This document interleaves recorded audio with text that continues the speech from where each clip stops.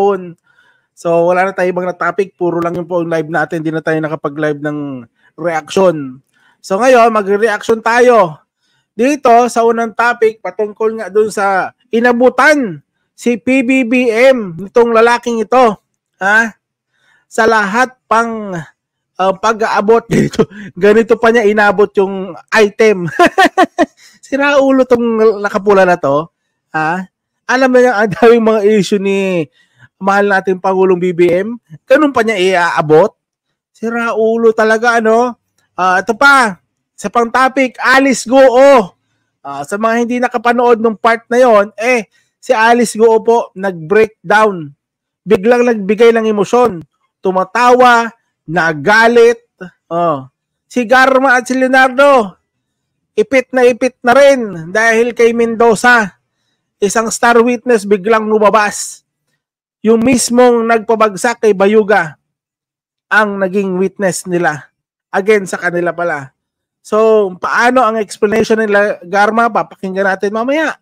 Kung paano nila i-deny ang lahat. Si Alice Goo, todo deny din. So, magandang umaga. Ay, Jude, Vlogger Official. Good morning sa iyo, Jude. Good morning, good morning, good morning. Ay, sa lahat po pala, magandang umaga. Sana sa mabuting kalagayan at malulusog pangangatawan. Saan ka malupalap ng mundo? Magandang umaga, magandang tanghali, magandang gabi. Ako nga pala si PJTV. Kulot po ako pero hindi salot. Kagaya nila Alice Goo, nila Garma, lalo na mga Duterte. Tandaan nyo yan! Gago! Ay, sorry. Gago! Sorry. Gago! Sorry na. Galit na galit naman si Kong. Ay, nakapalakpakan!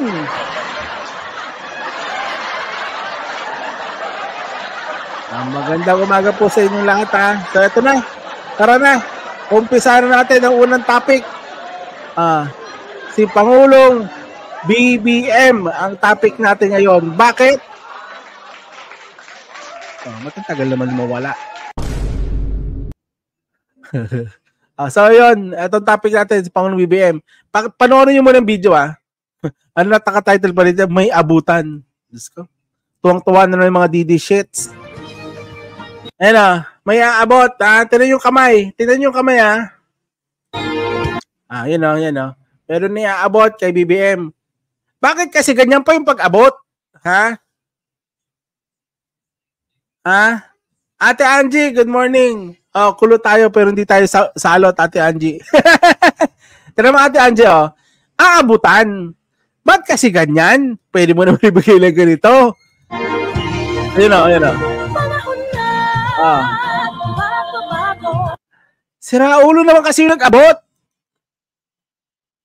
Siyempre, nung nakita ng mga DDSS, ay! Inabutan! Si BBM, inabutan! Kahit sa live, may ganyan-ganyan. Ayun, Jude Vlogger, inabutan daw. Yung mga DDSS, tuwang-tuwa. Tuwang-tuwa mga DDSS. Inabutan daw. Paano, isa pa.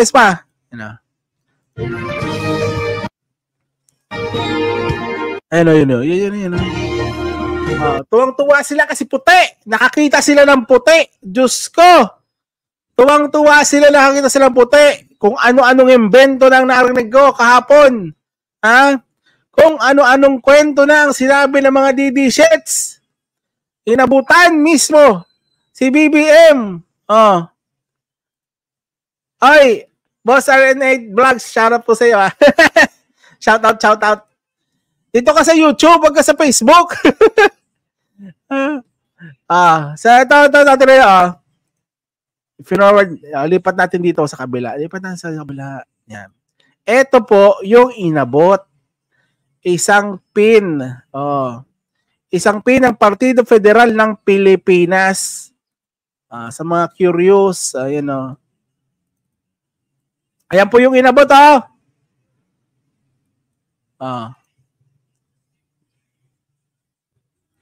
Kita niyo yan? Parehas. Pin. Ang sira ulo kasing nag-abot,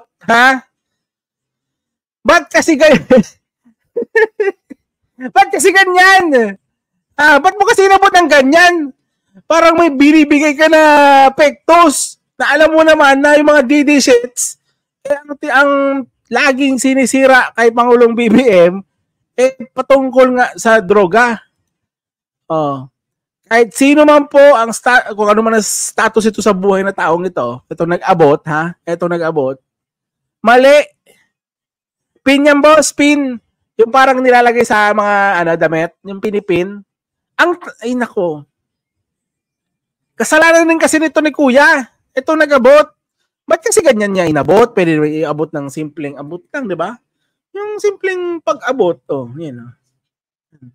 Talagang may mga pakimkim pang mga nalalaman eh. Di nagkaabutan tuloy. Tuwang-tuwa yung mga DD shits. Nagdiwang yung mga DD shits. Buti nga talaga mga tanga mga DD shits. Buti na lang mga tanga. Oo. Mga tanga talaga sila, promise. Nakakita lang ng ganitong video. Nako, nagkalat na. Hindi na nila ina-analyze.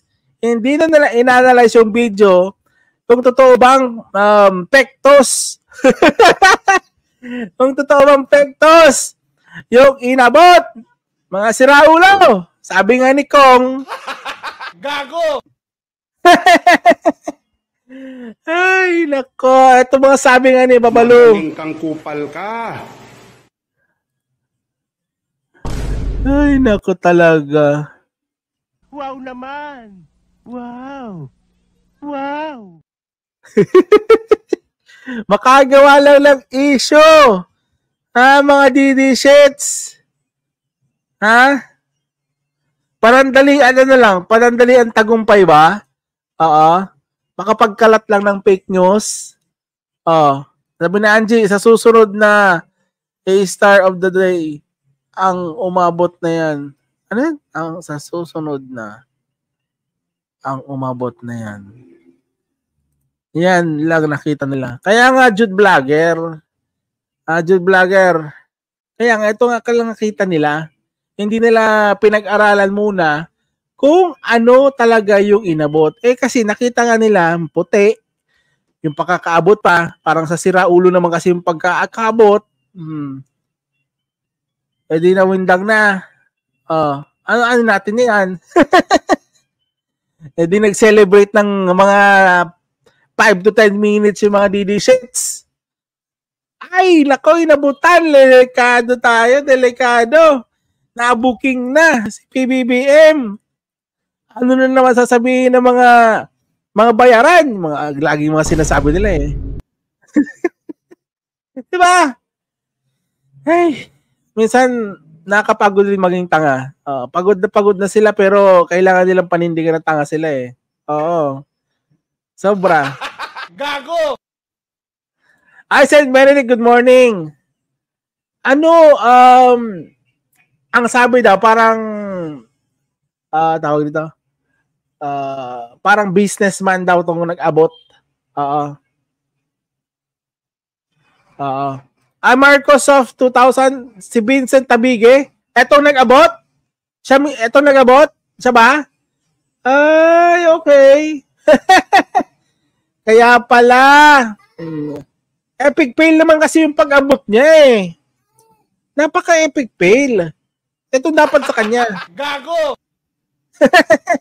Kahit sino man siya, ako ulitin ko, kahit sino man siya, the way niya inabot kasi yung pin, mali. Kasi, ba't mo iaabot ng ganyan? Kayo iaabot nyo ba ng ganyan sa tao? Anong tinatago mo? Ba't parang abrasa pa tapos, naku. Siya yung nagpakalat. Okay. Diyos ko. Di bobo si Vincent, Tabige. Excited magpakalat, fake news. Di ba? Baka itong nagabot. Ang nagabot, Partido Federal ng Pilipinas. Pepe. Ito sabi ng 31 million movement. Huwag magpaloko sa fake news. Kumakalat ang mga videos of photos alleging na inabutan kuno si PBBM ng maliit na ziplock na may white powdery substance. Puta yun. Na may white powdery substance ang puta. Gago! Masira ulo. White powder. Pero ito ay isang malaking kasinungalingan. Refer to the image on the right. Mukha bang white powdery substance na parang asukal, harina o asin? Obviously, hindi. Refer to the image on the left. Kung titinan nga ng maigi, ang ibinigay sa kanya ay isang white pin mula sa Partido Federal ng Pilipinas. Mabilis na kumalat ang fake news, kaya mahalaga maging mapanuri. Huwag tularan ng mga delulu. Alamin ang totoo bago mag-share. Yan. Yun naman talaga. Huwag niyong gagayahin si Harry Roque. Nagkalat din ng fake news, ngayon nagtatago na. Di ba, Jude Vlogger? Ano, Jude Vlogger? Sasama ka na ba kay, kay Harry Roque? Gusto nun ng pogi. Ay, Diyos ko.